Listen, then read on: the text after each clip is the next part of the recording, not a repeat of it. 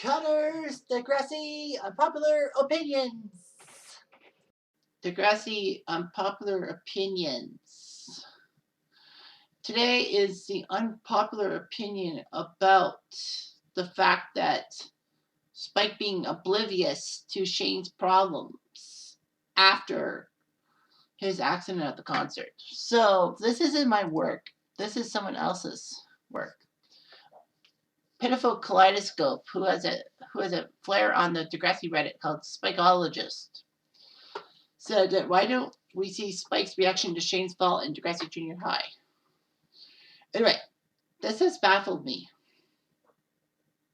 I think it's really strange how they never show Spike reacting or even talking about Shane's fall from the bridge.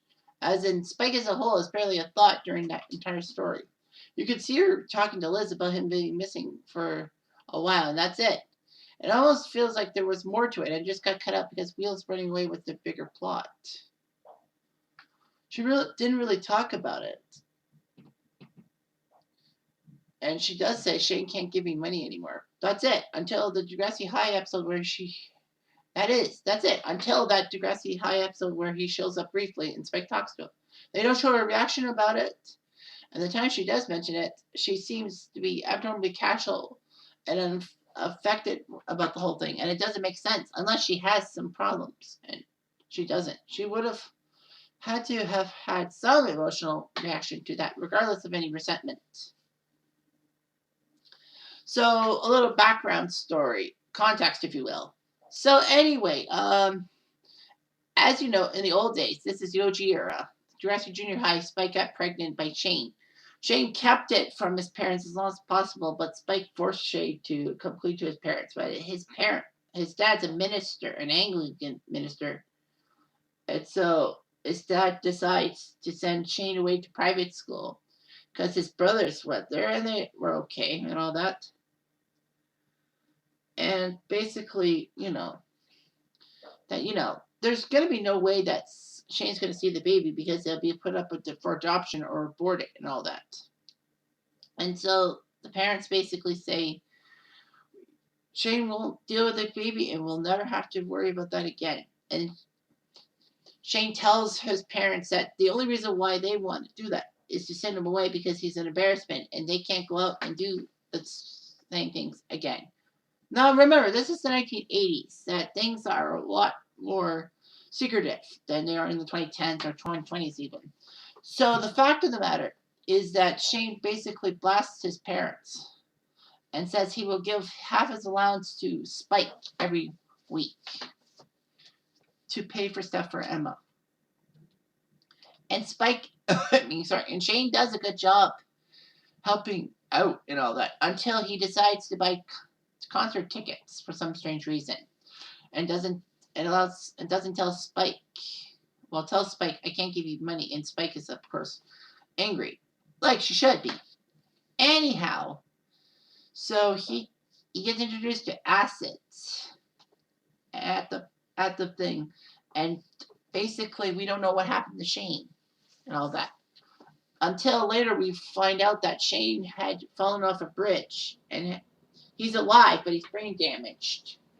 And then they actually find out that Shane's friend actually gave him acid and all that and investigated him. And then I think the same friend actually helped Shane out go to the Degrassi Junior High prom and all that. I think he was basically told to be Shane's guardian for the time being, Shane's helper for the time being because of this. Shane at the Degrassi High, at the junior high thing, was actually walking, with a walker, and Tim was there with him. I think Tim was there kind of out of guilt of putting Shane in the situation, or basically the courts forced him to. But, his parents come by every so often to his hospital room and all that. But then, we don't know much about Shane's thing. And then he comes back into Degrassi High and basically interacts with Spike. It's the She Creeps episode. And basically we find out that Shane says stuff inadvertently and all that basically his fall hit his brain and he's brain damaged now. So he's basically put in a home for brain damaged people and all that. Of course, we don't find out till season 3 of next gen when it should have been season 1 or 2.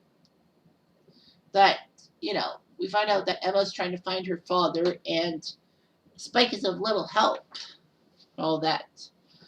But Emma finds Shane through alumni stuff, finds out that he's at a home for mentally deficient adults, and basically, keeps in touch with him. She's mad at Spike, but Snake, to his credit, decides to tell Emma the whole story about Shane and how things happened, and said that they don't know if it was an accident or on purpose, but I think it was by accident. I don't think Shane would have tried to kill himself and all that. But anyway, some people actually do say that Shane would never. There was another post about Shane if he hadn't fallen. What kind of father would he be to Emma, and what effect would that be on Emma? But I think Shane would have been more of a loser, or basically told not to, or basically his parents would have forced him not to be around the baby and just try to get rid of him. I mean, it's so sad that Emma didn't know her paternal grandparents as much as her maternal grandparents, although that Spike's dad left her and her mom. Just pathetic. In any sense. Sorry, that's just how I fucking feel. Anyhow, so yeah, and then they said, well, Spike's reaction to Shane's fault.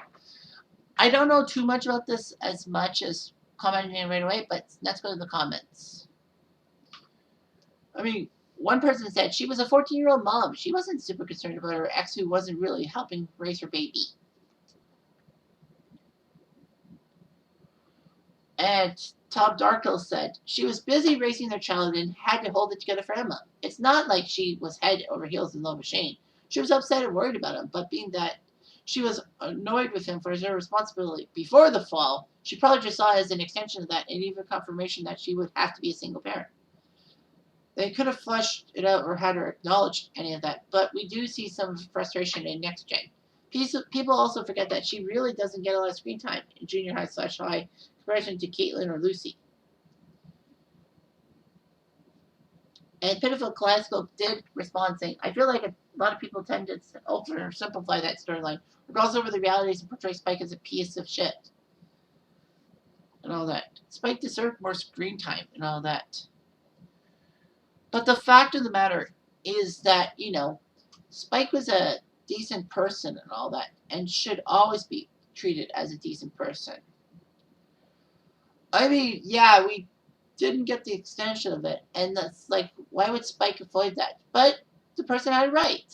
She had to hold it together for Emma.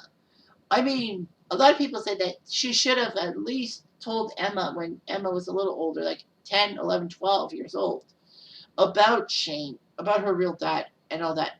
I bet you Emma would have nothing to do with Shane whatsoever and didn't go chasing him. I think if Spike had told Emma the real truth about Shane, then Emma probably would have just thought he was a terrible loser and just dropped everything, dropped it at that. It would not even come close to finding him. But, the whole fact that, Spike was not helping out with Emma asking just one simple question about her dad, it just led to a lot of trouble. And for me, it's inexcusable. I mean, I know Spike should have done better in the sense, to prepare Emma and all that. Like, if Spike was more upfront to Emma, I think Emma would not have had the need to try to search for Shane using her resources and getting stuck in Stouffville and having to deal with finding out that Shane was mentally deficient and all that. But of course, as I say, good on Snake to actually tell Emma the whole story about Shane because, I mean, Spike had to hold it together for Emma. Fair enough, but, she could have been more upfront with Emma. I think Spike figured that she would never find a guy to have another kid with and not give Emma a baby brother or sister. But, yeah, that's the weird thing. But to me, it's always to the point of, yeah, it's like, Spike had to hold it together. But I mean, she could have just held it together and then just basically talked about Shane in any sense of the word, like good or bad. I mean, there's no punishment for like saying, oh, he's a piece of crap and all that. But did he really jump off that bridge and all that? We should have found out more about that information. Shane was sketchy. Shane's thing was sketchy and all that. It was weird and all that. Like if you watched Progressive Junior High and High about to find about Spike and Snake or Spike and Shane, pardon, and all that, and baby Emma, and then all of a sudden there's a new Degrassi coming out in 2001. You're like, holy smokes, that's new. That's kind of weird. I agree. But the fact of the matter is that, Spike had her reasoning. I mean, yeah, she did. She kind of did the right thing by trying to hold together for Emma, but she should have told Emma everything. Then Emma probably would not have had to go behind her mom's back and all that. Emma's just precocious, if you will. Anyway, thanks for watching and have a good day.